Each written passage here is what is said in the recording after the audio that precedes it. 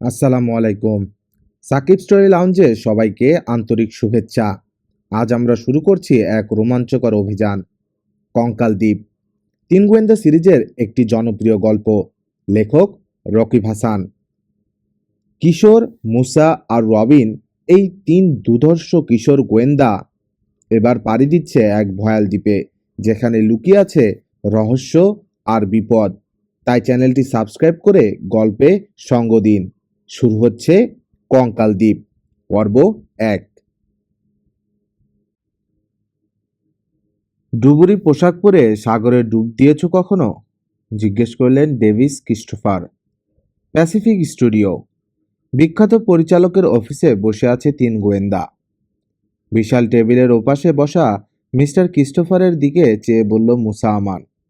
হ্যাঁ স্যার, ডুবেছি। গতকাল শেষ পরীক্ষা নিয়েছেন আমাদের ইন্সট্রাক্টর। পাশ করেছি ভালোভাবেই। অভিজ্ঞ ডুবুরি নই আমরা, যোগ করল কিশোর পাশা। তবে নিয়মকানুন সব জানি। ফেস মাস্ক আর ফ্লিপার আছে আমাদের তিনজনেরই।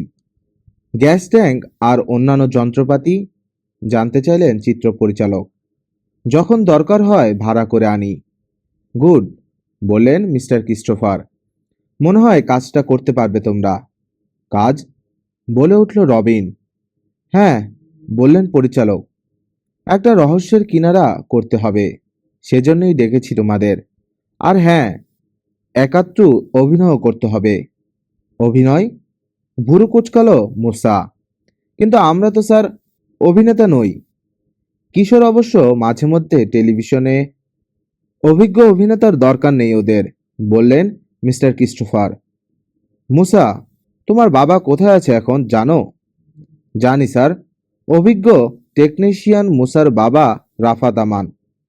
ছবির শুটিংয়ের সময় বিভিন্ন যন্ত্রপাতি তদারকির ভার থাকে তার উপর। ফিলাডেলফিয়ায়? ভুল বললে, হাসলেন পরিচালক। রাফাত এখন একটা দ্বীপ। কিন্তু বাবা তো গিয়েছিল ডিরেক্টর জন নেভারের সঙ্গে এসকেপ ছবির শুটিংয়ে। জনের সঙ্গেই আছে। ছবির একটা বিশেষ দৃশ্যের জন্য পুরনো পার্ক দরকার। স্কেলিটন আইল্ডে আছে তেমনই একটা পার্ক। Skeleton island? ভুরু কুঁচকে গেছে রবিনের।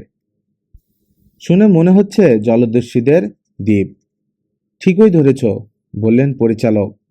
এককালে জলদস্যুদের ঘাঁটি ছিল ওই দ্বীপে। নামটা সত্যি অদ্ভুত। আজও নাকি ভূতের উপদ্রব রয়েছে ওখানে। বালির তলা থেকে মাঝে মধ্যেই বেরিয়ে পড়ে মানুষের কঙ্কাল।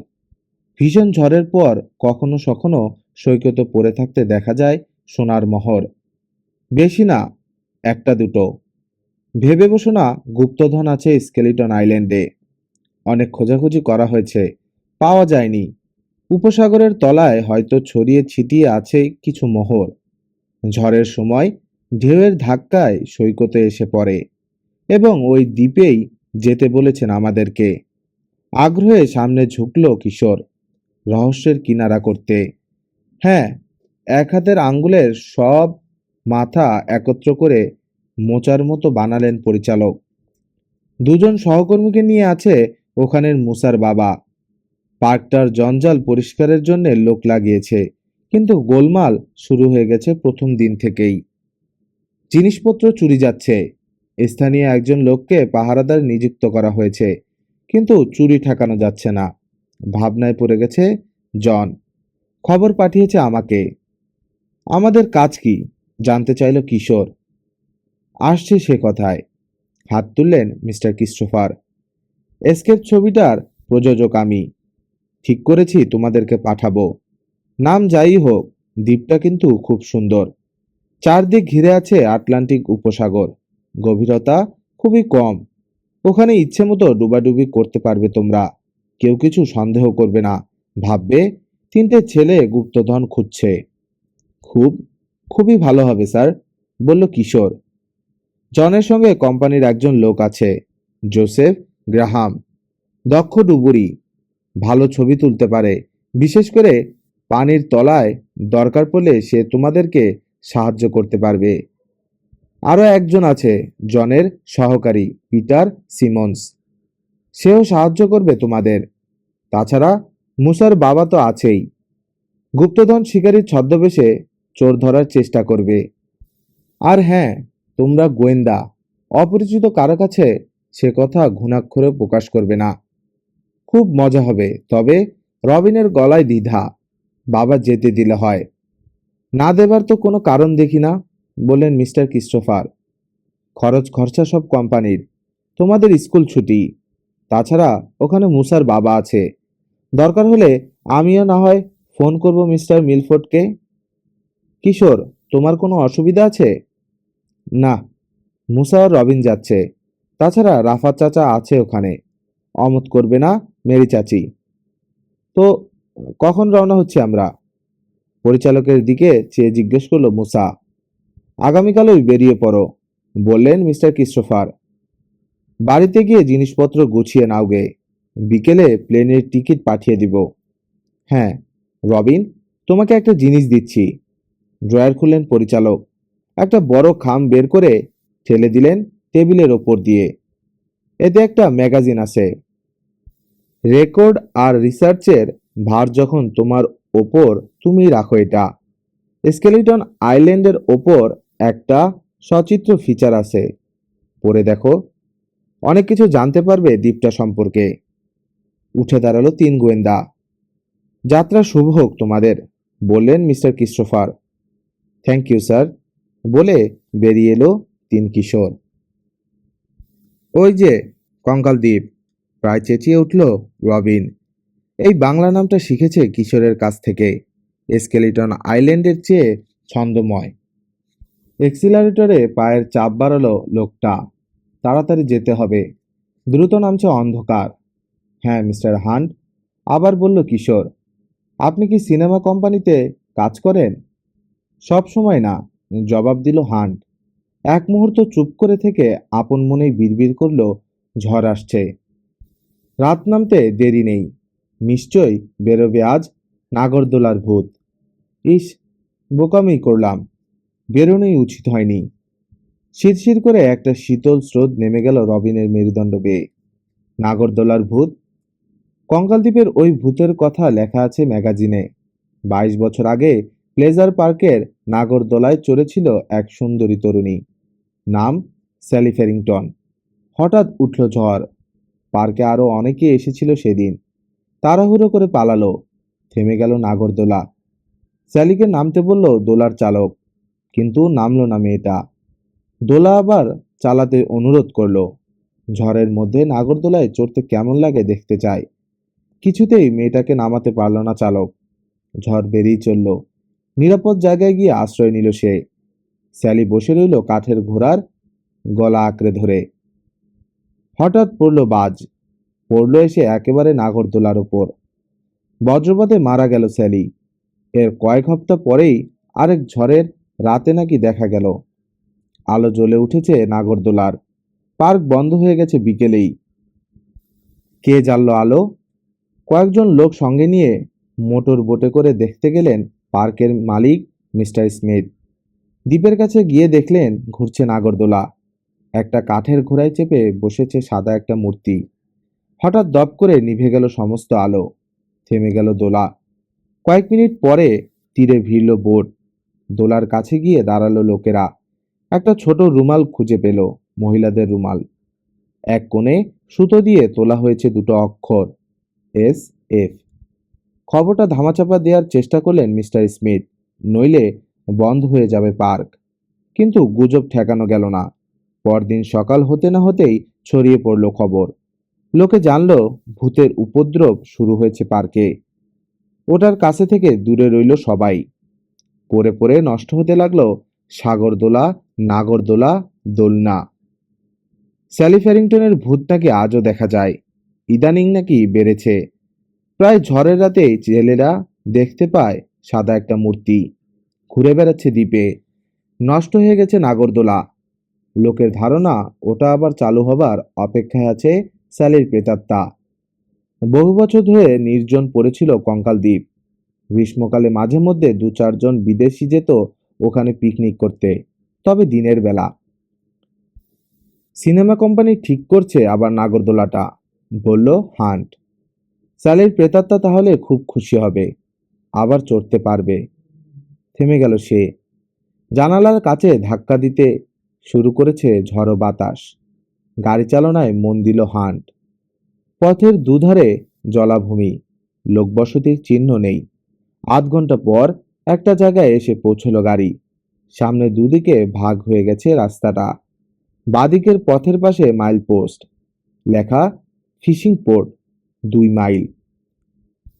ছেলেদেরকে অবাক করে দিয়ে ডানে গাড়ি ঘোরালো হান্ট। খানিক পরেই শেষ হয়ে এলো পিচ ঢালা পথ। সামনে কাকর বিছানো ধুলো ভরা কাঁচা রাস্তা। মাইল পোস্ট বসানো বায়ের রাস্তার পাশে।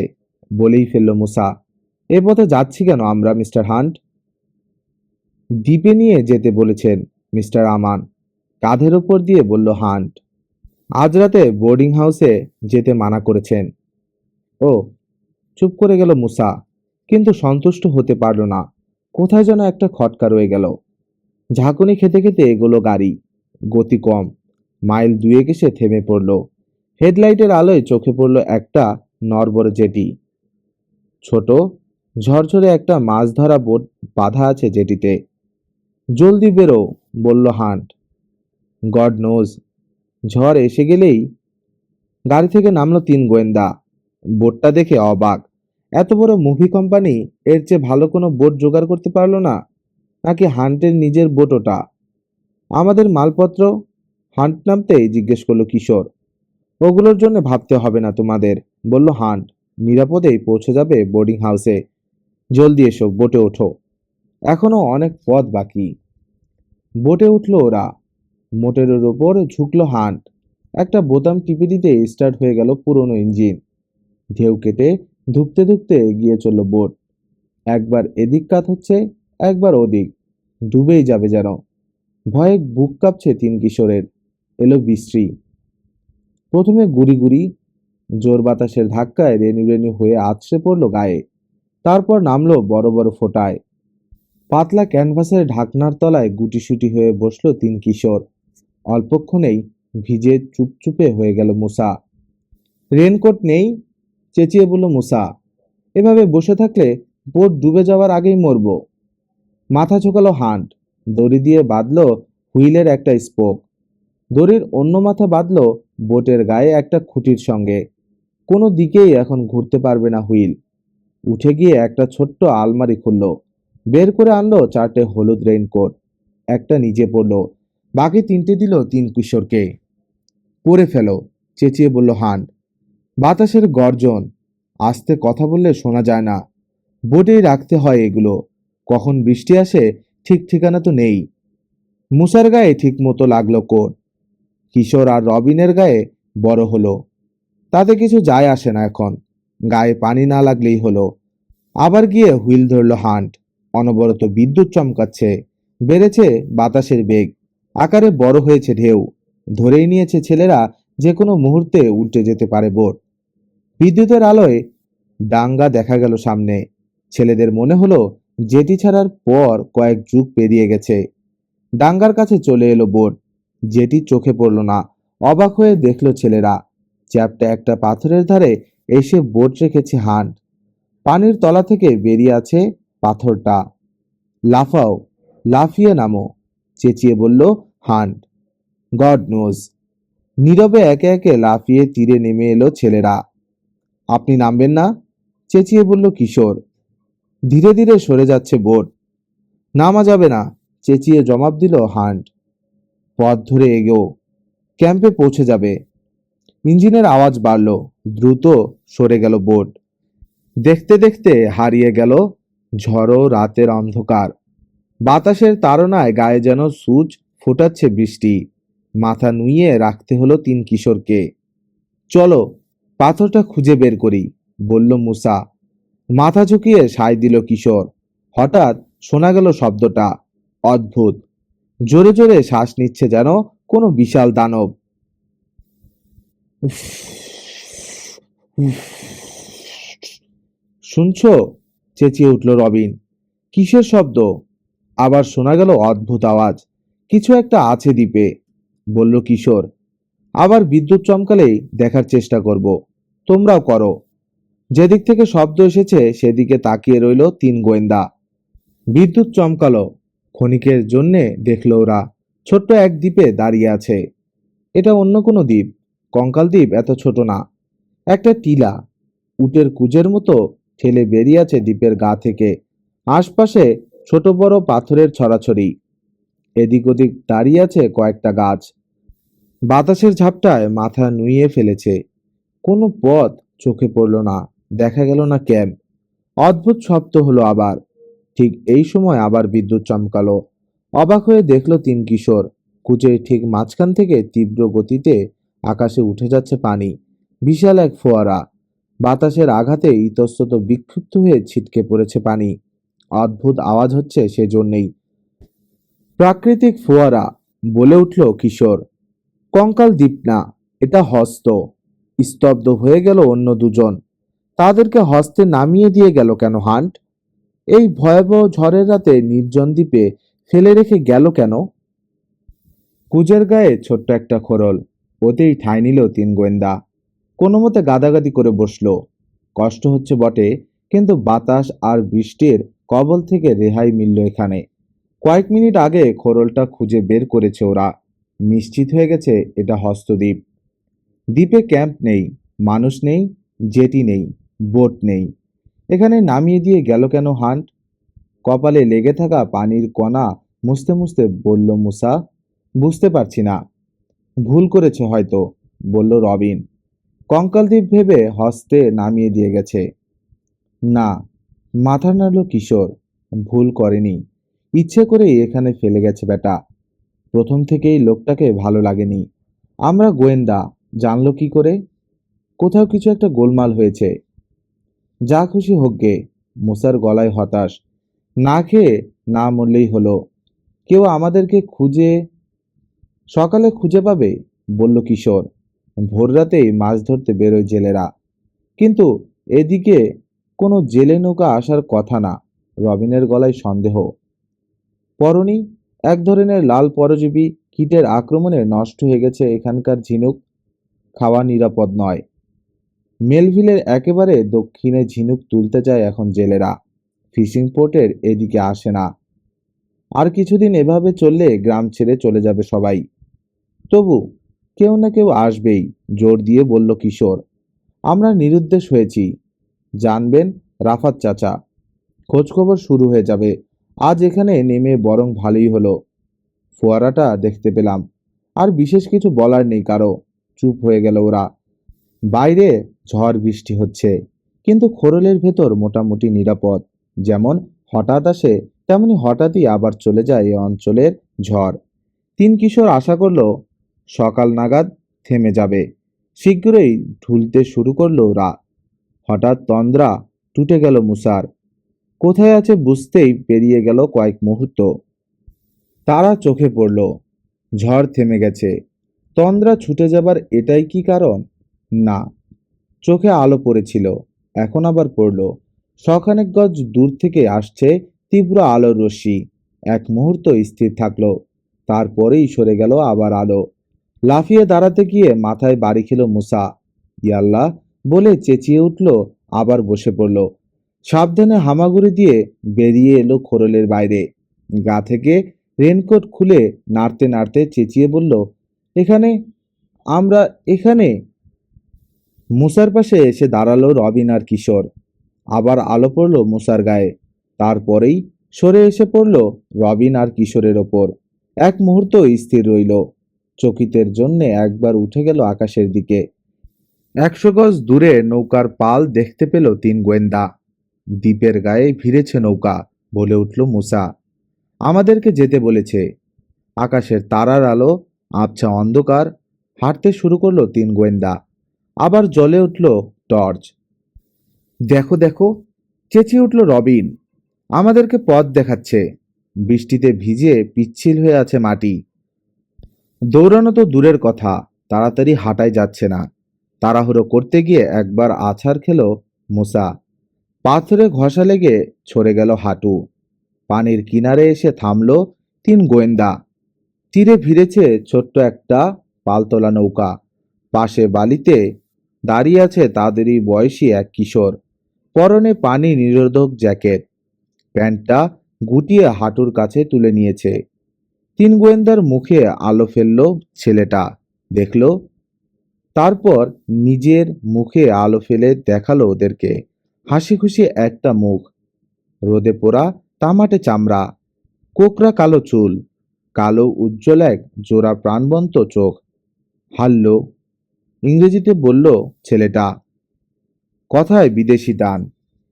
তোমরা তিন গোয়েন্দা না? অবাক হলো তিন কিশোর।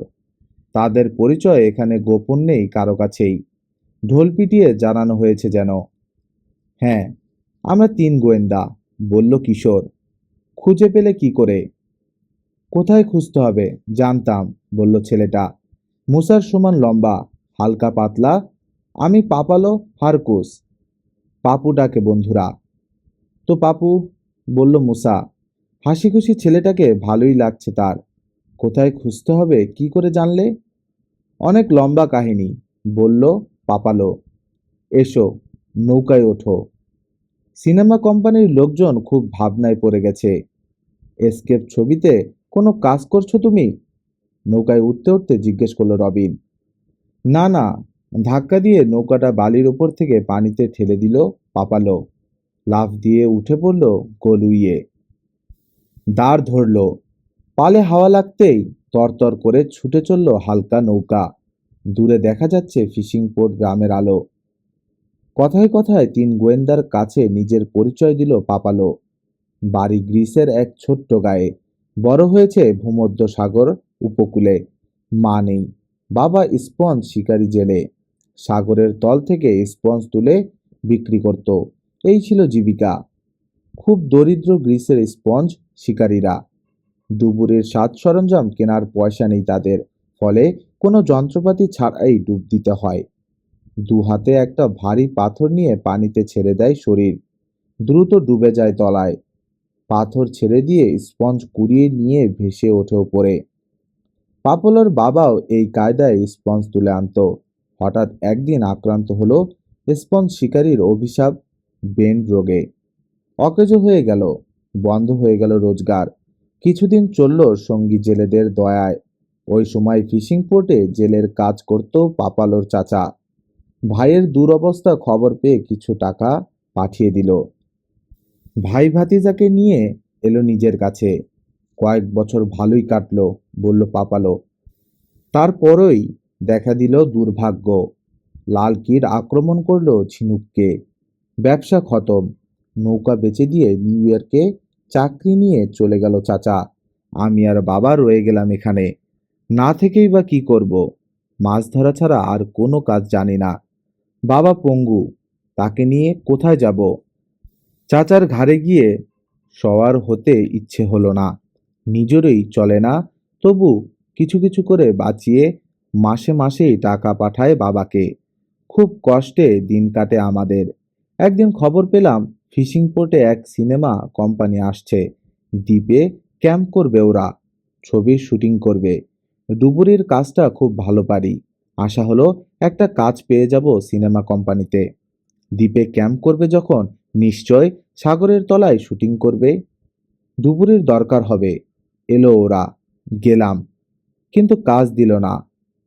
আমি বিদেশি, বিদেশিকে দেখতে পারে না এখানকার লোক। তবে আশা ছাড়িনি আমি এখনো। এগিয়ে চলেছে নৌকা, কানে আসছে কঠিন কিছুতে ঢেউ আছড়ে পড়ার শব্দ। কোথায় আছি এখন? জানতে চাইল মুসা। অন্ধকারে নিশানা ঠিক রাখতে পারো? অন্ধকারে ডুবো পাহাড়ে বাড়ি লেগে যেতে পারে নৌকা। শব্দ শুনেই বুঝতে পারি আমি কোন পথে চলছি, বলল পাপালো। ওই যে ঢেউ আছড়ে পড়ছে প্রবল প্রাচীরে, বায়ে, দা বোনস এর পাশ দিয়ে চলেছি আমরা। সামনে স্কেলিটন আইল্যান্ড। সামনে তাকালো তিন গোয়েন্দা। অন্ধকারে পরিষ্কার দেখা গেল না কঙ্কাল দ্বীপ, কিন্তু অবয়বটা মনে গাঁথা আছে ওদের। প্লেন থেকে দেখেছে খুলির আকার, ম্যাপে দেখেছে, মিস্টার ক্রিস্টোফারের দেয়া ম্যাগাজিন পড়ে জেনেছে অনেক খুঁটিনাটি। আমেরিকার দক্ষিণ পূর্ব উপকূলে এই দ্বীপ, একে ঘিরে আছে আটলান্টিক উপসাগর। 1565 সালে আবিষ্কার করেছিলেন এক ইংরেজ নাবিক ক্যাপ্টেন হোয়াইট। দ্বীপে নেমেছিলেন ক্যাপ্টেন। এটা ছিল তখন স্থানীয় ইন্ডিয়ানদের গোরস্থান। কবর বেশি গভীর করে খুঁড়ত না ইন্ডিয়ানরা। ফলে পানি আর বাতাসে কবরের ওপর বালিমাটি সরে গিয়ে বেরিয়ে পড়ত মরার হাড়গোড়। অনেক কঙ্কাল দেখেছিলেন তিনি। দ্বীপের নাম রাখলেন স্কেলিটন আইল্যান্ড। তারপর কাছের আরেকটা দ্বীপে নামলেন। অনেকটা চৌকোনো ওই দ্বীপ। এক প্রান্ত থেকে লম্বা হয়ে বেরিয়ে গেছে সরু সরু 5টা প্রবাল প্রাচীর। ওটার নাম রাখলেন দ্য হ্যান্ড। দুটো দ্বীপের মাঝের এক সারি প্রবাল প্রাচীরের নাম রাখলেন দ্য বোনস। তারপর একদিন আবার জাহাজ নিয়ে চলে গেলেন ক্যাপ্টেন।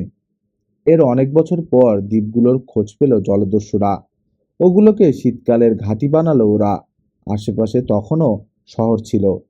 ডাকাতি করে আনা সোনার মোহর খরচ করতে যেত ওরা ওসব শহরে। দুর্দান্ত জলদস্যু ব্ল্যাক বিয়ার্ডও এক শীতে বেরিয়ে গিয়েছিল এখান থেকে। উৎপাত বেড়ে গেল জলদস্যুদের। ইংরেজ নৌবাহিনী তাদেরকে তাড়া করে আনলো এখান পর্যন্ত। দলবল সহ একে বেঁকে মেরে শেষ করলো দস্যু সর্দারদের। 1717 সালে মারা পড়ল ব্ল্যাক বিয়ার্ড। এ অঞ্চলে বাকি রইল শুধু তখন দুর্দান্ত দস্যু ক্যাপ্টেন ওয়ানিয়ার। এক কান কাটা বলেই এই নাম। আর তার দল ঠাঁই নিল এসে কঙ্কাল দ্বীপে। গোলমাল শুনে এক রাতে ঘুম থেকে হঠাৎ জেগে উঠল দস্যুরা। দেখল তাদেরকে ঘিরে ফেলেছে নৌবাহিনীর লোক। নির্বিচারে ডাকাত জবাই শুরু করলো নৌবাহিনীর লোকেরা। ওয়ানিয়ার বুঝল লড়াই করে টিকতে পারবে না। গোলমালের ফাঁকে একটা লং বোটে করে কেটে পড়ল সে। সঙ্গে নিল তার মোহরের সিন্দুক আর অতি বিশ্বস্ত কয়েকজন সহচর। দ্বীপে যে কজন ডাকাত ছিল একটাকেও ছাড়ল না নৌবাহিনী। সবকটাকে হত্যা করলো। এরপর খেয়াল হলো ওদের এক কান কাটা মারা পড়েনি। খোঁজ খোঁজ খোঁজ বুঝে ফেললো ওরা পালিয়েছে ওয়ানিয়ার। জাহাজ নিয়ে তাড়া করলো পেছনে। বেগতিক দেখে নৌকার মোড় ফেরালো ডাকাত সর্দার। হস্তে এসে লুকানোর চেষ্টা করলো। শেষ রক্ষা করতে পারল না সে। ধরা পড়ল নৌবাহিনীর হাতে। ইংরেজ জাহাজের ক্যাপ্টেন প্রথমেই জানতে চাইল মোহরগুলো কোথায়। খিক খিক করে হেসে উঠল এক কান কাটা। বলল, সাগর দেবতার খাজানজিখানায়। চাও গে ওর কাছে। হাতে পায়ে ধরলে দিয়েও দিতে পারে। অনেক নির্যাতন করা হলো এক কান কাটা আর তার সহচরদের ওপর, কিন্তু কেউ মুখ খুলল না। ফাঁসির দড়িতে ঝোলার আগেও বলল না কেউ কোথায় আছে মোহরগুলো। তন্ন তন্ন করে খোঁজা হলো হস্ত আর তার আশেপাশের দ্বীপগুলো, কিন্তু মোহরের চিহ্নও মিলল না। ধরেই নিল ইংরেজ ক্যাপ্টেন মোহরগুলো সব উপসাগরে ফেলে দিয়েছে এক কান কাটা। ওগুলো আর উদ্ধারের কোনো আশা নেই। খানিকটা হতাশ হয়েই দেশে ফিরে গেল ক্যাপ্টেন। এদিককার সাগর নিশ্চয়ই তোমার চেনা, তাই না পাপু? সামনের অন্ধকারের দিকে চেয়ে বলল কিশোর। নিজের হাতের তালুর মতো, জবাব দিল পাপালো। সুযোগ পেলেই এদিকে চলে আসি। ডুবতেই সাগরে মোহর খুঁজি। শুনেছি অনেকেই মোহর খোঁজে এখানে, বলল রবিন। পায়ও কেউ কেউ। তুমি পাওটাও? পাপালোকে জিজ্ঞেস করলো মুসা। দ্বিধা করলো পাপালো, তারপর বলল পাই, তবে ওটাকে না পাওয়া বললেও চলে। শেষ কবে পেয়েছো? জানতে চাইল কিশোর। গত হপ্তায়, বলল পাপালো। কোথায় পেয়েছি বলবো না, এটা আমার সিক্রেট। শক্ত হয়ে বসো, মোড় ঘোরাবো। মোড় ঘোরালে কেন শক্ত হয়ে বসতে হবে? জিজ্ঞেস করতে গিয়েও থেমে গেল মুসা। জোরে একবার কেঁপে উঠল নৌকা। একপাশে কাত হয়ে গেল পাল, সেই সঙ্গে নৌকাটাও। পাশে আঘাত হানল ঢেউ। ছিটকে পানি এসে লাগলো ছেলেদের গায়ে। শক্ত করে দাঁড় ধরে রইল পাপালো। আরেকবার কেঁপে উঠেই সোজা হয়ে গেল নৌকা। এগিয়ে গিয়ে চলল আবার। সামনে দেখা যাচ্ছে ফিশিং পোর্টের আলো। স্কেলিটন আইল্যান্ড এখন পেছনে, বলল পাপালো। গায়ের দিকে এগোচ্ছি আমরা। পেছনে ফিরে চাইল 3 গোয়েন্দা। দেখা যাচ্ছে না দ্বীপ, শুধু কালো অন্ধকার। হঠাৎ চেঁচিয়ে উঠল রবিন, দেখো দেখো, আলো! একসঙ্গে জ্বলে উঠেছে অনেকগুলো আলো, ঘুরছে। শোনা যাচ্ছে অদ্ভুত একটা ধাতব শব্দ। আস্তে আস্তে বাড়ছে ঘোড়ার বেগ। দেখতে দেখতে আলোর এক বিশাল আংটি তৈরি হয়ে গেল। ইয়াল্লাহ! ফিসফিস করে বলল মুসা। নাগরদোলা, নিশ্চয় ঘোড়ায় চেপে বসেছে স্যালি। পাপু, মুসার কথা শেষ হবার আগেই বলল কিশোর, নৌকা ঘোরাও, দেখব কিসে ঘোরাচ্ছে নাগরদোলা। আমি পারবো না, মাথা নাড়ালো পাপলো। স্যালির ভূত। ঝড় থেমেছে একটু আগে, এখন এসেছে দোলায় চড়তে। ইস, নৌকাটা আরো জোরে চলছে না কেন? একটা মোটর যদি থাকতো। সোজা ফিশিং পটের দিকে ছুটে চলেছে নৌকা। খুশি হয়েছে মুসা আর রবিন, হতাশ হয়েছে কিশোর। সত্যিকারের ভূত দেখার ইচ্ছে তার অনেক দিনের। এমন একটা সুযোগ হাতছাড়া হয়ে গেল। অন্ধকারে উজ্জ্বল আলোর রিং তৈরি করে ঘুরেই চলেছে নাগরদোলা। 22 বছর আগে মরে যাওয়া তরুণীর প্রেতাত্মা। কথাটা ভাবতেই শিউরে উঠল রবিন। হঠাৎ থেমে গেল ধাতব শব্দ, নিভে গেল আলো। এত তাড়াতাড়ি নাগরদোলা চড়ার শখ মিটে গেল স্যালির প্রেতাত্মার। আশ্চর্য, ভাবল কিশোর। অন্ধকারের দিকে চেয়ে বসে আছে সে, চিমটি কাটছে নিচের ঠোঁটে। আরো আধ ঘন্টা পর মিসেস ওয়েলটনের বোর্ডিং হাউসে এসে উঠল 3 গোয়েন্দা। সঙ্গে সঙ্গে টেলিফোনে সিনেমা কোম্পানিকে জানিয়ে দিল মিসেস ওয়েলটন। গরম পানিতে গোসল করলো 3 গোয়েন্দা। খাওয়া সারল, গরম বিছানায় উঠল। কম্বলটা গায়ের উপর টেনে দিতে দিতে বলল কিশোর, ভূতটা দেখতে পারলে ভালো হতো। আমার তো মনে হয় না, ঘুমজড়িত গলায় বলল মুসা। শুয়ে পড়ে কম্বলটা টেনে নিল গায়ের ওপর। রবিন কিছু বলল না, ঘুমিয়ে পড়েছে। ঘুম ভাঙল রবিনের। চোখে পড়ল ঢালু হয়ে নেমে যাওয়া ঢাল। মনে পড়ল বাড়িতে নেই সে। রকি বিচ থেকে 3000 মাইল দূরে ফিশিং পোর্টের এক বোর্ডিং হাউসে শুয়ে আছে। উঠে বসে চারদিকে তাকালো রবিন। একটা ডাবল বাঙ্কের ওপরের তাকে রয়েছে, নিচের তাকে ঘুমোচ্ছে মুসা। কয়েক ফুট দূরে আরেকটা বাঙ্কে কিশোর। আবার শুয়ে পড়ল রবিন। আগের রাতে ঘটে যাওয়া ঘটনাগুলো ছবির মতো খেলতে লাগলো মনের পর্দায়। দরজায় টোকা দেবার শব্দ হলো, খুলে গেল পাল্লা। ঘরে এসে ঢুকলো হাসি খুশি বেটে মোটা এক প্রৌঢ়া, মিসেস ওয়েলটন, বাড়িয়ালি। রবিনকে জেগে থাকতে দেখে বলল, এই যে, ওঠো, উঠে পড়ো, নাস্তা তৈরি। নিচে 2জন লোক দেখা করতে এসেছেন তোমাদের সঙ্গে, 5 মিনিটের মধ্যে এসো। বেরিয়ে গেল মিসেস ওয়েলটন। লাফ দিয়ে ব্যাংক থেকে নেমে এলো রবিন। মুসা কিংবা কিশোরকে ডাকতে হলো না। বাড়িওয়ালির গান শুনে জেগে উঠেছে দুজনেই। দ্রুত তৈরি হয়ে নিচে নেমে এলো ওরা। উজ্জ্বল হলুদ রং করা ডাইনিং রুমের দেয়াল, ছাদ সামুদ্রিক জীবজন্তুর খোলস দিয়ে সাজানো হয়েছে। টেবিলে নাস্তা তৈরি। একধারে 2টো চেয়ারে বসে কফি খাচ্ছে 2জন লোক। কথা বলছেন নিচু গলায়। ছেলেদেরকে ঢুকতে দেখেই উঠে দাঁড়ালো একজন। বিশাল দেহি, কুচকুচে কালো গায়ের রং, কোকড়া চুল। হাসলেন। ঝিক করে উঠল ঝকঝকে সাদা দাঁত। কেমন আছো তোমরা মুসা? ঠিক প্রশ্ন নয়, জবাবের অপেক্ষা না করেই বললেন, মিস্টার রাফাত আমান, গতরাতেই এসেছিলাম। ঘুমিয়ে পড়েছিলে, আর জাগালাম না। তাড়াতাড়ি ফিরে যেতে হয়েছে আবার দ্বীপে। উফ, যা ভাবনায় পড়েছি না। প্রতি মিনিটেই পাহারা দিয়ে রাখতে হয় জিনিসপত্র। কাহতক আর পারা যায় না। থামলেন তিনি। তিনি কিশোরের ওপর চোখ বুলিয়ে আনলেন একবার, তারপর বললেন, তারপর তোমাদের কাহিনী বলো, গতরাতে কি হয়েছিল? চেয়ারে বসা দ্বিতীয় লোকটির ওপর চোখ মুসার। পরিচয় করে দিচ্ছি, বললেন মিস্টার আমান। ইনি মিস্টার হোভারসন, এখানকার পুলিশ চিফ। পরিচয়ের পালা শেষ হলো। চেয়ারে এসে বসলো 3 গোয়েন্দা। নাস্তার ফাঁকে ফাঁকে জানালো তাদের কাহিনী। পাইপ দাঁতে কামড়ে ধরে চুপচাপ সব শুনলেন হোভারসন। হান্টের কথা আসতেই হাত তুললেন। হান্ট? চেহারা কেমন? জানালো ছেলেরা। চিন্তিত ভঙ্গিতে মাথা দোলালেন পুলিশ চিফ। হান্ট কিল্ডার মনে হচ্ছে। চেনেন নাকি? জিজ্ঞেস করলেন মিস্টার আমান। ভালো মতো, কয়েকবার জেল খেটেছে। টাকার জন্যে পারে না, এমন কোনো কাজ নেই। ধরতে পারলে কয়েকটা কথা জিজ্ঞেস করতাম। আমারও কয়েকটা প্রশ্ন ছিল। গম্ভীর হয়ে বললেন মিস্টার আমান। জিজ্ঞেস করতাম, কি করে জানলো ছেলেরা আসছে? কি করে জানলো ওরা গোয়েন্দা? আর গতরাতে কেন নির্জন দ্বীপে ফেলে রেখে এলো ওদের? ভাগ্যিস পাপু খুঁজে পেয়েছিল, নইলে জানতেই পারতাম না আমরা। ঠিক সায় দিলেন চিফ। প্লেন থেকে নেমেছে ওরা, শুধু এইটুকুই জেনেছিলাম। এরপর কি হয়েছিল কিছুই বুঝতে পারিনি। রোড ব্যারিকেড দিয়ে গাড়ি থামিয়ে কত লোককে যে জিজ্ঞেস করেছিলাম। পাপু কি করে জানলো তোমরা দা হ্যান্ডে আছো? মুসার দিকে চেয়ে জিজ্ঞেস করলেন মিস্টার আমান। কি বলেছে? মুসা জানালো, একবার জিজ্ঞেস করেছিল, উত্তরটা এড়িয়ে গেছে পাপলো। পরে আর জিজ্ঞেস করার কথা মনে ছিল না। তারপর উঠল ভূতের কথা। ভূত দেখেছিলে? ভুরু কোচকালেন মিস্টার আমান। অসম্ভব। ঝড়ের রাতে নাগরদোলা চড়তে আসে ভূত। এটা এ এলাকার একটা গুজব। গুজবই বা বলি কি করে, বললেন হোভারসন। গত 2 বছরে অনেকবার দেখা গেছে ওই ভূত। ঝড়ের রাতে জেলেরা দেখেছে। স্কেলিটন আইল্যান্ডের ধারে কাছে যেতে চায় না এখন আর লোকে।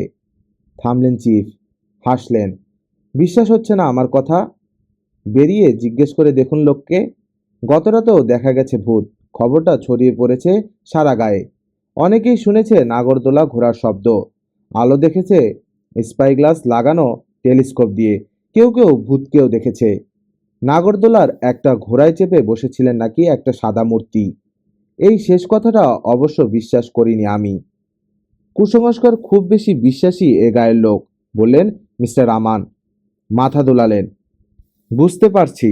আজ আর কেউ যাবে না দ্বীপে কাজ করতে। বিপদেই পড়ে গেলাম দেখছি। আগামীকালও কাউকে নিতে পারবেন বলে মনে হয় না, বললেন হোভারসন। তো মিস্টার আমান, আমি উঠি, দেখি হানকে ধরতে পারি কিনা। কিন্তু একটা প্রশ্ন বেশি খচখচ করছে মনে। পাপু কি করে জানলো ছেলেরা দা হ্যান্ডে আসে? সন্দেহের কথা, বললেন মিস্টার আমান। আমার কাছে চাকরির জন্য এসেছিল একদিন। এখানকার লোকে ভালো চোখে দেখে না ছেলেটাকে। ও নাকি চোর। এটা জেনে কাজ দেইনি। আমাদের জিনিসপত্র হয়তো ওই চুরি করে, কে জানে। না বাবা, জোরে মাথা নাড়ল মুসা। পাপু চোর না। গতরাতে অনেক কথা বলেছি। ওকে ভালো ছেলে বলেই মনে হলো। অসুস্থ বাপের দেখাশোনা করে। সময় পেলেই উপসাগরে বেরিয়ে পড়ে নৌকা নিয়ে। মোহর খুঁজে বেড়ায়। না, পাপু খারাপ ছেলে না। মুসা ঠিকই বলেছে, সায় দিল পুলিশ চিফ। ছেলেটাকে দেখতে পারে না লোকে, সেটা অন্য কারণে। এখানকার লোক বিদেশি পছন্দ করে না। ওদের ধারণা যত কুকাজ সব বিদেশিরা করে। যাই বলুন, ছেলেটাকে সন্দেহ করি আমি, বললেন মিস্টার আমান। অসুস্থ বাপকে খাওয়ানোর জন্যই হয়তো চুরি করে। একটা সৎ কাজ করতে গিয়ে আরেকটা অসৎ কাজের সাহায্য নেয়াকে ভালো বলা যায় না। উঠে দাঁড়ালেন তিনি। ছেলেরা, এসো যাই।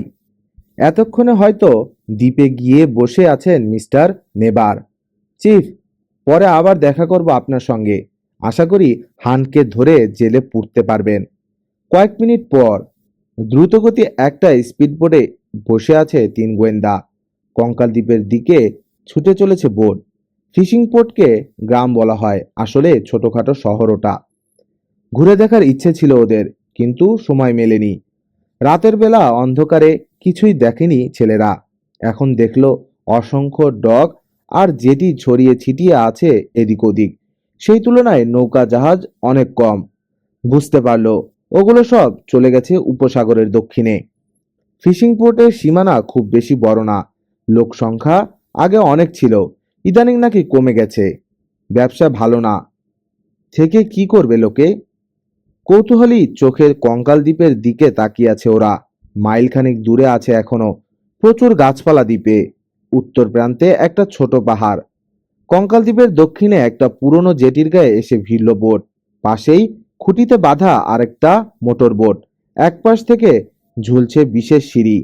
স্কুবা ডাইভিং এর সময় খুব কাজে লাগে। জেটির ধার থেকে পথ চলে গেছে। আগে আগে চললেন মিস্টার আমান, পেছনে 3 কিশোর। শিগগিরই একটা খোলা জায়গায় বসে পৌঁছলো ওরা। ঝোপঝাড় কেটে পরিষ্কার করে ফেলা হয়েছে জায়গাটা। একপাশে 2টো ট্রেলার দাঁড়িয়ে আছে। বড় বড় কয়েকটা তাঁবু খাটানো হয়েছে মাঝখানে। ওই যে মিস্টার জন নেবার, ডিরেক্টর, বললেন মুসার বাবা। গতকাল এসে পৌঁছেছেন ফিলাডেলফিয়া থেকে। জরুরি কাজ সেরে আজই ফিরে যাবেন আবার। হর্নরিম চশমা পরা একজন লোক এগিয়ে আসছেন। বয়স 40-এর কাছাকাছি। পেছনে 3জন লোক। একজনের চুল ধূসর, সেই পিটার সিম্পসন, এসকেপের সহকারী পরিচালক।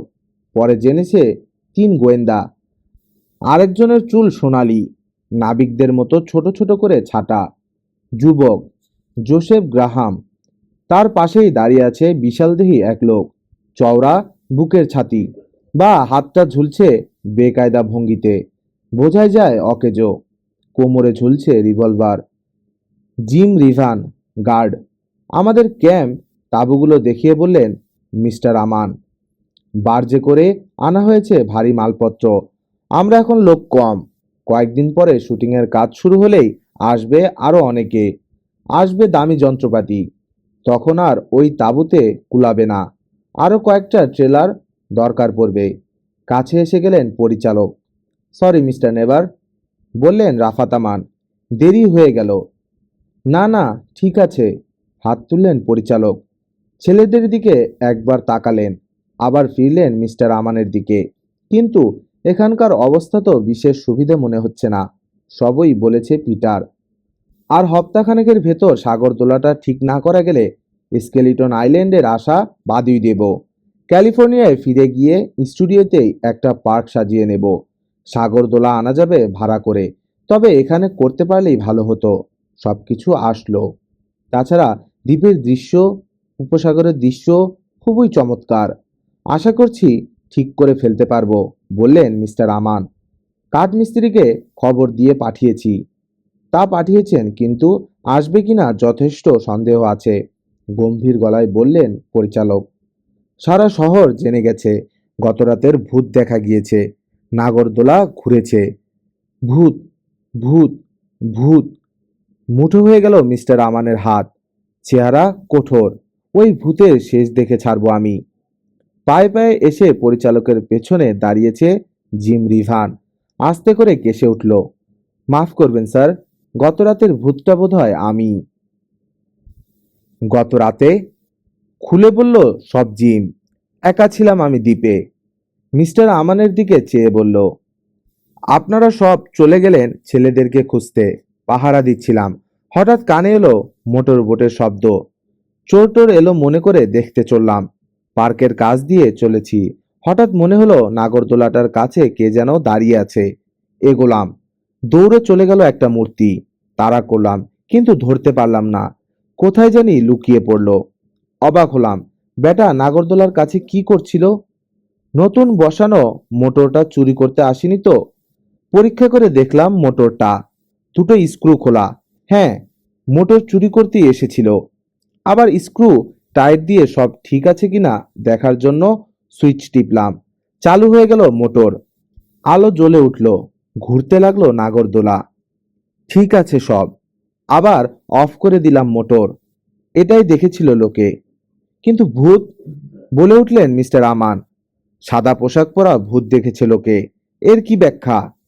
রেনকোট পরেছিলাম স্যার, বলল গার্ড। হলুদ রঙের, হুডও ছিল মাথায়। দূর থেকে অন্ধকারে সাদা ধরে নিয়েছে লোকে। হুম, মাথা ঝোঁকালেন মুসার বাবা।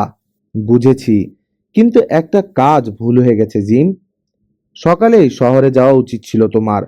তুমি গতরাতে নাগরদোলা ঘুরিয়েছ, জানিয়ে এলে ভালো করতে। ঠিকই বলেছেন স্যার, মাথা নিচু করে বলল জিম। ভুলেই হয়ে গেছে। এক কাজ করো, বললেন মিস্টার আমান, আরো দুজন গার্ড নিয়ে এসো ফিশিং পোর্টে গিয়ে। বুঝতে পারছি একা কুলাতে পারবে না, চোর আবার আসবে।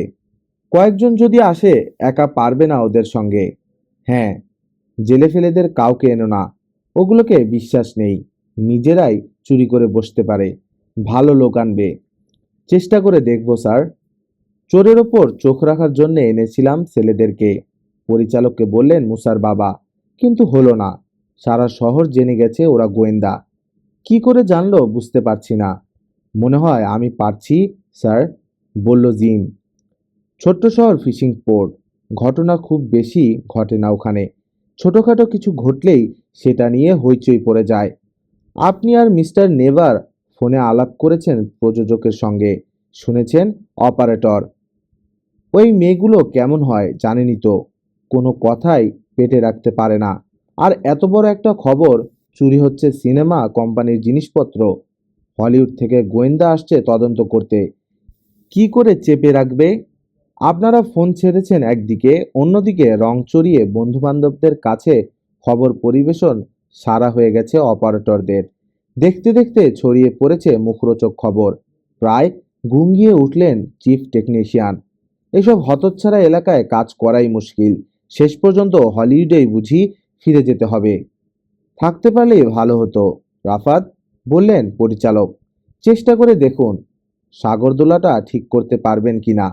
আমাকে এক্ষুনি ফিরে যেতে হচ্ছে। এদিকটা সামলান যেভাবে পারেন। জোসেফ, প্লিজ ফিশিং পোর্টে পৌঁছে দেবে আমাকে?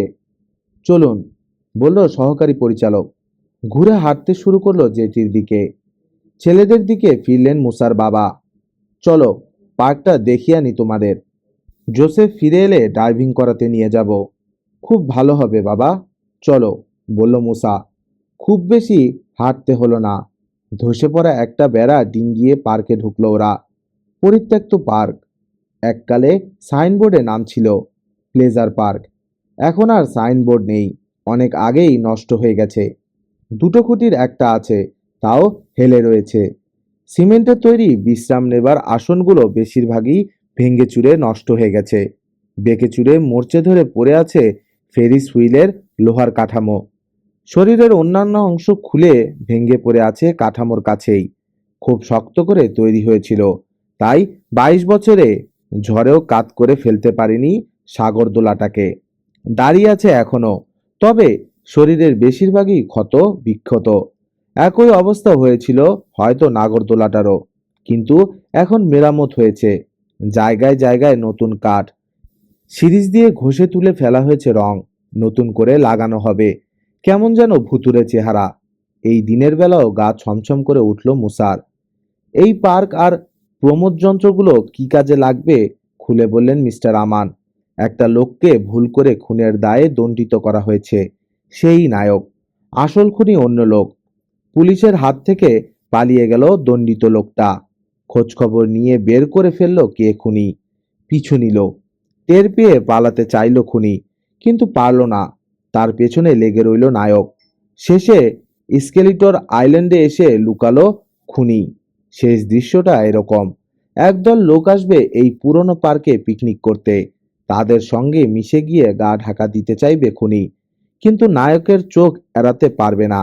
নাগরদোলায় চড়ার সময় ঠিক তাকে চিনে ফেলবে। তাড়া করবে, মারপিট গোলাগুলো শুরু করবে। ভয় পেয়ে হুড়াহুড়ি ছুটাছুটি শুরু করবে পিকনিকে আসা দলটা। কিছুতেই নায়কের সঙ্গে পেরে উঠবে না খুনি। শেষে গিয়ে উঠবে সাগরদোলায়। দোলাটা চলতেই থাকবে। ওই অবস্থায় নায়কের সঙ্গে মারপিট হবে তার। দোলা থেকে পড়ে গিয়ে মরবে খুনি। খাইছে। দারুণ কাহিনী, প্রায় চেঁচিয়ে উঠল মুসা। ছবিটা দেখতেই হবে। এখানে শুটিং করা গেলে দৃশ্যটা আরো আগেই দেখতে পারবে। হেসে বললেন মিস্টার আমান। তো আমি যাই, কিছু কাজ করি গিয়ে। তোমরা ঘুরে ফিরে দেখো। আধ ঘন্টা ভেতরেই ফিরে আসবে জোসেফ। পা বাড়াতে গিয়েও থেমে পড়লেন। আর হ্যাঁ, খবরদার, গুপ্তধনের খোঁজখবর বেশি করো না। লোকে ঘুণাক্ষরেও যদি ভেবে বসে মোহরের খোঁজ পেয়ে গেছো তোমরা, তাহলে সর্বনাশ হবে। দলে দলে লোক ছুটে আসবে, মোহর খুঁজতে শুরু করবে। 12টা বাজবে শুটিংয়ের। গত 50 বছরে খুব একটা খোঁজাখুঁজি হয়নি। মোহর পাওয়া যায়নি সৈকতে। লোকে ভুলেই গেছে ব্যাপারটা। ভুলেই থাকতে দাও। পাহাড়ের ওদিকে গেলে কোনো ক্ষতি আছে? জিজ্ঞেস করলো কিশোর। ওতে নাকি একটা গুহা আছে। কথিত আছে জলদস্যুরা বন্দিকে ধরে এনে ওখানে পুঁতে রাখত। আমিও শুনেছি, বললেন মিস্টার আমান। যেতে চাইলে যাও, কিন্তু আধ ঘন্টার ভেতর ফিরবে। ঘুরে হাঁটতে শুরু করলো তিনি। ঘুরে ঘুরে পার্কটা দেখতে লাগলো কিশোর। জায়গাটা কেমন যেন ভুতুড়ে। বিড়বিড় করে বলল মুসা। গা ছমছম করছে আমার। কিশোর, তুমি চুপ করে আছো কেন? জিজ্ঞেস করলো রবিন। কিছু ভাবছো মনে হচ্ছে।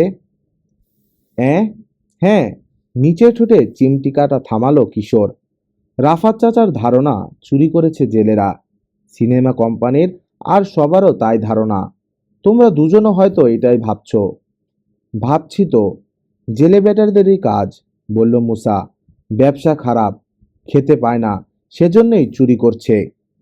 আমার কিন্তু তা মনে হয় না, বলল কিশোর। অপেক্ষা করে রইল রবিন আর মুসা। যন্ত্রপাতি চুরি করার পেছনে অন্য কারণও থাকতে পারে, বলল গোয়েন্দা প্রধান। কঙ্কাল দ্বীপ থেকে সিনেমা কোম্পানিকে তাড়াতে চাইছে হয়তো কেউ। 22 বছর ধরে নির্জন পড়ে আছে দ্বীপটা। তাই থাকুক, এটাই হয়তো চায় ওই লোক। টেরর ক্যাসেলের ওপর জন ফিল্বির যেমন মায়া বসে গিয়েছিল, হাসল মুসা, কঙ্কাল দ্বীপের ওপরও তেমনি কারো আকর্ষণ আছে বলতে চাইছো? নইলে সিনেমা কোম্পানিকে তাড়াতে চাইবে কেন? সেটাই রহস্য, মাথা ছোকালো কিশোর। চলো, গুহাটা দেখে আসি। পার্ক থেকে বেরিয়ে এলো ওরা। গাছপালার ভেতর দিয়ে পাহাড়ের দিকে উঠে গেছে একটা পায়ে চলা পথ। আগের রাতের ঝড়ে ভেঙে পড়েছে অনেক গাছপালা, পথের ওপর ডালপাতা বিছিয়ে আছে। ওসবের মধ্য দিয়ে চলতে অসুবিধা হচ্ছে, বিশেষ করে রবিনের। তার ভাঙ্গা পা সারেনি পুরোপুরি। 10 মিনিট পর পাহাড়ের মাথার কাছে উঠে এলো ওরা। পাহাড় না বলে বড় টিলা বলাই উচিত, কিন্তু নাম পাহাড়। জলদস্যুর পাহাড়। ঠিক চূড়ার কাছে গুহামুখ। খুদে একটা আগ্নেয়গিরি যেন। ভেতরে উকি দিল 3 গোয়েন্দা। অন্ধকার। ভেতরে পা রাখলো ওরা। তেরছে হয়ে নেমে গেছে সুড়ঙ্গ। সুড়ঙ্গ পেরিয়ে একটা গুহায় এসে ঢুকলো 3 কিশোর। বেশ বড় হলরুমের মতো গুহা, লম্বাটে, শেষ প্রান্তটা সরু। সুড়ঙ্গ দিয়ে আলো এসে পড়ছে। গুহার ভেতরে আবছা অন্ধকার। গুহার মাটি আলগা, হাঁটতে গেলে পা দেবে যায়। অসংখ্যবার খোঁড়া হয়েছে প্রতিটি ইঞ্চি, তার প্রমাণ। নিচু হয়ে এক মুঠো মাটি তুলে নিল কিশোর। আঙ্গুলের ফাঁক দিয়ে ছাড়তে ছাড়তে বলল, গুপ্তধন খুঁজেছে লোকে। গত 100 বছরে কয়েক 100 বার খোঁড়া হয়েছে এখানকার মাটি। আল্লাহ জানে, সব গাধা। এমন একটা খোলা জায়গায় এনে গুপ্তধন লুকিয়ে রাখবে? জলদস্যুদের এত বোকা ভাবলো কি করে? ঠিক মাথা ঝুঁকালো মুসা। আঙ্গুল তুলে সরু প্রান্তটা দেখিয়ে বলল, ভেতরে আরো গুহা আছে মনে হচ্ছে। টর্চ আনলে ঢুকতে পারতাম। গোয়েন্দাগিরি করছো?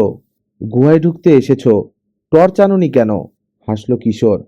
রবিনের দিকে ফিরল। তুমি এনেছো? গুহায় ঢুকবো ভাবিনি। আমিও ভাবিনি, বলল রবিন। গোয়েন্দাদের জন্যে টর্চ একটা অতি দরকারি জিনিস, সবসময় সঙ্গে রাখা উচিত। আবার হাসলো কিশোর। তবে আমিও রাখতে ভুলে যাই। আজ গুহায় ঢুকবো জানি, তাই মনে করে সঙ্গে নিয়ে এসেছি। গুহার সরু প্রান্তে এসে দাঁড়ালো ওরা। টর্চ জ্বাললো কিশোর। পাথুরে দেয়াল, দেয়ালে অসংখ্য তাক, প্রাকৃতিক, মসৃণ। এখানেই ঘুমাতো হয়তো জলদস্যুরা। ঘষায় ঘষায় মসৃণ হয়ে গেছে। কে জানে, বন্দীদেরকে হয়তো হাত পা বেঁধে এখানেই ফেলে রাখা হতো। অসংখ্য ফাটল, খাঁজ দেখা গেল দেয়ালের এখানে ওখানে। একপাশে মাটি থেকে ফুট 6 উঁচুতে একটা খোঁজে এসে স্থির হয়ে গেল টর্চের আলো। সাদা একটা বস্তু, ওপরের দিকটা গোল। খাইছে রে, চেঁচিয়ে উঠল মুসা। ঘুরে দাঁড়িয়েই ছুট লাগাতে গেল। তারপরেই ঘটল অদ্ভুত একটা কাণ্ড। চমকে থেমে গেল সে। তাকের ওপর বসে আছে যেন মানুষের মাথার খুলিটা। চক্ষু কোটর দুটো এদিকে ফেরানো, দাঁতগুলো বীভৎস ভঙ্গিতে হাসছে নীরব হাসি। 2 পাটি দাঁতের মাঝে সামান্য ফাঁক, ওই ফাঁক দিয়েই এলো যেন কথাগুলো। ভাগ, ভেগে যাও জলদি। দীর্ঘশ্বাস পড়ল। আমাকে শান্তিতে একা থাকতে দাও, এখানে কোনো গুপ্তধন নেই। কথা শেষ হবার সঙ্গে সঙ্গেই ছুটতে শুরু করলো মুসা। ঠিক তার পেছনেই রবিন। প্রায় উড়ে চলে এলো যেন সুড়ঙ্গ মুখের কাছে। পাথরে হোঁচট খেলো মুসা। হুমড়ি খেয়ে পড়ল। তার গায়ে পা বেঁধে গিয়ে গোয়েন্দা সহকারীর ওপরই পড়ল নথি। 2 সহকারীর গায়ে হোঁচট খেতে গিয়েও কোনো মতে নিজেকে সামলে নিল গোয়েন্দা প্রধান। হাঁচড়ে পাচড়ে উঠে দাঁড়াচ্ছে 2 সহকারী। ফিরে চাইল একবার কিশোর। না, তাড়া করে আসছে না খুলি। পায়ে পায়ে এগিয়ে গেল আবার। নিচু হয়ে তুলে নিল টর্চটা। ভয়ে হাত থেকে খসে পড়েছিল। মরার খুলির কথা বলতে পারে না। সময় পেয়ে সামনে নিয়েছে আবার কিশোর। উঠে দাঁড়িয়েছে 2 সহকারী, পেছনে এসে দাঁড়িয়েছে। তাদের দিকে ফিরে বলল, কথা বলতে হলে জিহ্বা দরকার, কণ্ঠনালী দরকার। খুলির ওসব কিছুই নেই। হা হা করে হেসে উঠল খুলি। চমকে আবার দৌড় দিতে যাচ্ছিল দুই সহকারী। থেমে গেল খোঁজের পেছনে চোখ পড়তেই। না, খুলি হাসেনি। একটা মাথা দেখা যাচ্ছে, কোকড়া চুল। খুলে হাতে নিয়ে লাফিয়ে নেমে এলো মাথার মালিক। আবার হাসলো জোরে জোরে। নিষ্পাপ কালো দুটো চোখের মণি জ্বলজ্বল করছে টর্চের আলোয়। তারপর খুলিটা পেছনে ছুঁড়ে ফেলে দিল পাপা লোহার কুশ। চিনতে পারো? নিশ্চয়ই, জবাব দিল কিশোর। প্রথমে দৌড় দিয়েছিলাম, তারপরেই মনে হলো গলাটা কেমন যেন চেনা চেনা। টর্চ তুলে নিতে আবার সাহস করেছি সেজন্যেই। তার মানে ভয় পেয়ে দিতে পেরেছি তোমাদের? আবার হাসলো পাপালো। জলদস্যুর ভূত ভেবে কি একখান কাণ্ডই না করলে। মুসা আর রবিনের গোমরা মুখের দিকে চেয়ে আবার হা হা করে হেসে উঠল সে। আমি ভয় পাইনি, গম্ভীর গলায় বলল কিশোর। শুধু চমকে গিয়েছিলাম। মুসা আর রবিন দুই সহকারীর পক্ষেই সাফাই গাইতে দিয়ে থমকে গেল সে। ভেড়া বনে গেছে যেন মুসা আর রবিন। আমিও ভয় পাইনি, বিড়বিড় করে বলল রবিন। পা দুটো কথা শুনল না, কি করব? খালি ভাগিয়ে নিতে যেতে চাইল।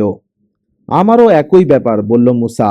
খুলির ওদিক থেকে কথা শোনা যেতেই পা দুটো চনমন করে উঠল।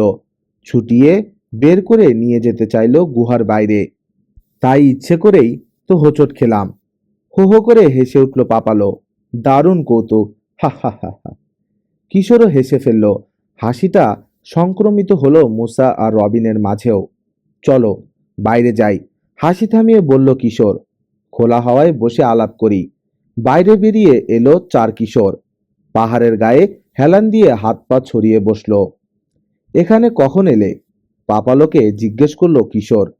কি করে জানলে আমরা গুহায় থাকবো? সহজ, বলল পাপালো। নৌকা নিয়ে ঘোরাফেরা করছিলাম, তোমাদের বোট চোখে পড়ল। কোথায় যাবে বুঝতে পারলাম। দ্বীপের উল্টো দিকে বোট ফিরিয়ে নেমে পড়লাম। গাছপালার আড়ালে আড়ালে চলে গেলাম ক্যাম্পের কাছে। দেখলাম পার্কের দিকে যাচ্ছ। নাগরদোলাটার কাছে একটা ঝোপের ভেতর লুকিয়ে বসে রইলাম। জানলাম গুহায় ঢুকবে তোমরা। চট করে ঝোপ থেকে বেরিয়ে গাছের আড়ালে আড়ালে চলে এলাম এখানে। লুকিয়ে বসে রইলাম খোঁজের আড়ালে। খুলিটা ছিল অন্য একটা তাকে। খোঁজে নিয়ে গেছি আমি। কিন্তু লুকিয়ে দ্বীপে নামতে গেলে কেন? জানতে চাইল রবিন। জেটিতে নৌকা বেঁধে এসে আমাদের সঙ্গে দেখা করলেই পারতে। এসব লুকোচুরি কেন? গার্ড, শান্ত গলায় বলল পাপালো। জিম ব্রিভানের ভয়ে। দেখলেই তাড়া করে। এখানকার সবাই তাড়া করে আমাকে। উজ্জ্বল চোখ দুটোতে বিষণ্ণতা। কেন? জিজ্ঞেস করলো মুসা। লোকের ধারণা আমি খারাপ, ধীরে ধীরে বলল পাপালো। আমরা গরিব, তারপরও বিদেশি, কাজেই চোর। ফিশিং পোর্টে অনেক লোক আছে যারা সত্যি খারাপ। ওরাই চুরি করে, নাম দেয় আমার। বলে ওই গ্রেশন কুত্তাটার কাজ। পাপালোর জন্য দুঃখ হলো তিন গোয়েন্দার। আমরা তোমাকে অবিশ্বাস করি না পাপু, বলল মুসা। কত রকমের লোক আছে দুনিয়ায়, মানুষকে কষ্ট দিয়ে মজা পায়। ওদের কথায় কান দিও না। আচ্ছা, গতরাতে এত তাড়াতাড়ি আমাদেরকে খুঁজে পেলে কি করে বলো তো? সেটাই সহজ, উজ্জ্বল হয়ে উঠল আবারও কালো চোখ জোড়া। হাক স্টিভেনের রেস্তোরাঁয় ঝাড়ু দেই আমি, বাসন পেয়ালা মেজে দেই। $2 করে পাই রোজ। খুব ভালো লোক হাক। ও সাহায্য না করলে না খেয়েই মরতে হতো। $2 দুজন মানুষের খাওয়া হয়? চোখ কপালে উঠল রবিনের। বেঁচে আছো কি করে? আছি কোনো মতে, সহজ গলায় বলল পাপালো। পুরনো ভাঙ্গা একটা কুঁড়ে ঘরে ঘুমাই। এক সময় ঝিনুক রাখতো ওখানে জেলেরা। কাজে লাগে না এখন, ফেলে রেখেছে। ভাড়া দিতে হয় না আমাকে। শিম আর রুটি কিনতেই খরচ হয়ে যায় $2। মাছ ধরতে জানি তাই বেঁচে আছি। বাবা অসুস্থ, ভালো খাওয়া দরকার, কিন্তু কোথায় পাবো? মাঝে মাঝে বাবার কষ্ট দেখলে আর সইতে পারি না। ছুটে বেরিয়ে আসি কুড়ে থেকে।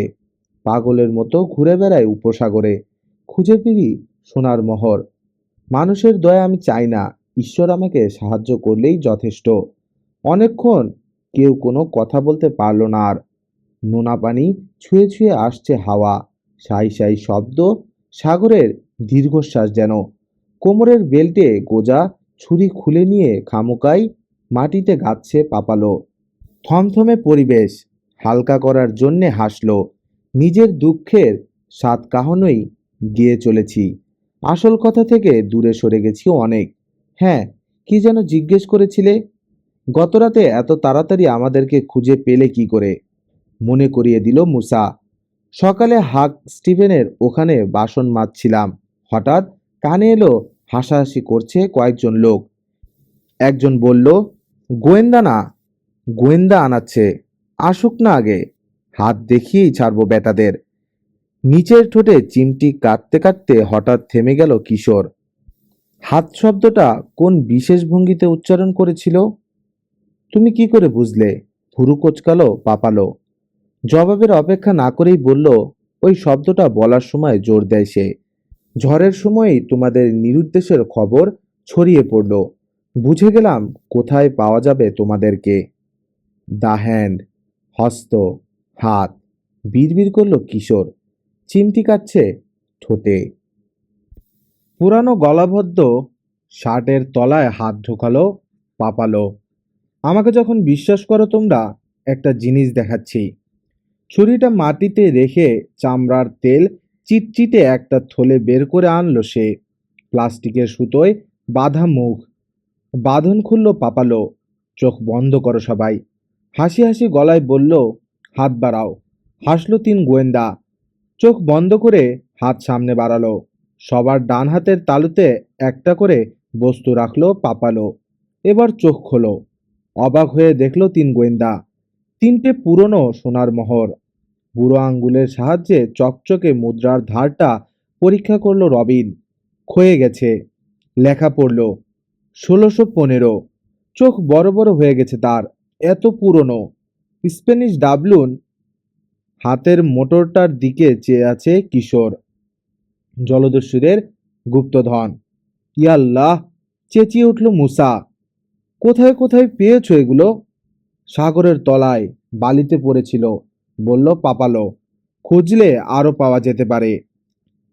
সিন্দুক কোথাও লুকিয়ে রাখিনি।